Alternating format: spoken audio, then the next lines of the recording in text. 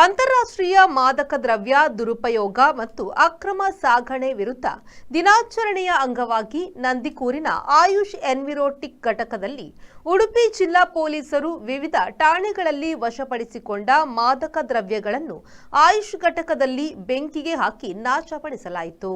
ಉಡುಪಿ ಜಿಲ್ಲಾ ಪೊಲೀಸ್ ವರಿಷ್ಠಾಧಿಕಾರಿ ಹರಿರಾಮ್ ಶಂಕರ್ ಮಾತನಾಡಿ, ಉಡುಪಿ ಜಿಲ್ಲೆಯಲ್ಲಿ 2015ರಿಂದ 2023ರವರೆಗೆ 6 ಠಾಣೆಗಳಲ್ಲಿ ವಶಪಡಿಸಿಕೊಂಡ ಮಾದಕ ವಸ್ತುಗಳನ್ನು ನಾಶ ಮಾಡಲಾಗುತ್ತಿದೆ. ಅದಲ್ಲದೆ ಈಗಾಗಲೇ ಫೆಬ್ರವರಿ 14ರಂದು ನಾಶಪಡಿಸಲಾಗಿದೆ.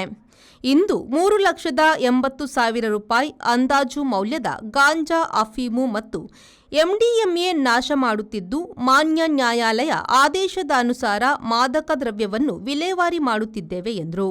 ಇವತ್ತು world international anti drug abuse day ಇರುವ ಹಿನ್ನೆಲೆಯಲ್ಲಿ ಕರ್ನಾಟಕ ರಾಜ್ಯದಲ್ಲಿ ಎಲ್ಲ ಡಿಸ್ಟ್ರಿಕ್ಟ್ಗಳಲ್ಲೂ ಬೇರೆ ಬೇರೆ ರೀತಿಗಳಿಂದ ಇರುವ ಕಾರ್ಯಕ್ರಮಗಳನ್ನು ಹಮ್ಮಿಕೊಂಡಿದ್ದೀವಿ.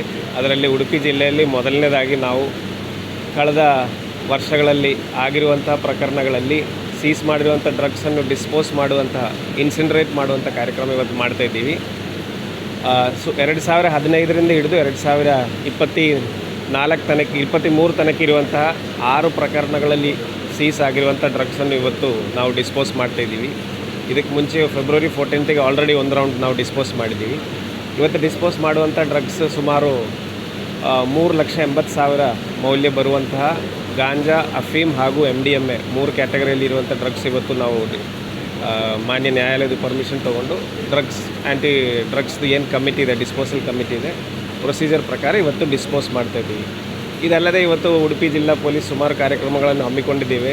ಅದು ಶಾಲೆಗಳಲ್ಲಿ ಆಗಿರ್ಬೋದು, ಕಾಲೇಜುಗಳಲ್ಲಿ ಆಗಿರ್ಬೋದು, ಈವನ್ ನಮ್ಮ ಬೀಚ್ಗಳಲ್ಲೂ ಸಹ ಕೆಲವೊಂದು ಬೀಚ್ ಸ್ಕಲ್ಪ್ಚರು, ಸ್ಯಾಂಡ್ ಸ್ಕಲ್ಪ್ಚರು ಮತ್ತು ಎಲ್ಲ ರೀತಿಯಲ್ಲೂ ಸಾರ್ವಜನಿಕರ ಹತ್ರ ಆ್ಯಂಟಿ ಡ್ರಗ್ಸ್ ಮೆಸೇಜ್ ತಲುಪಿಸಬೇಕು ಅಂತ ನಿಟ್ಟಿನಲ್ಲಿ ಇವತ್ತು ಆಕ್ಟಿವ್ ಆಗಿ ನಮ್ಮ ಎಲ್ಲ ಪೊಲೀಸ್ ಸಿಬ್ಬಂದಿಗಳು ಇವತ್ತು ಈ ಕಾರ್ಯಕ್ರಮದಲ್ಲಿ ಭಾಗವಹಿಸುತ್ತಿದ್ದಾರೆ.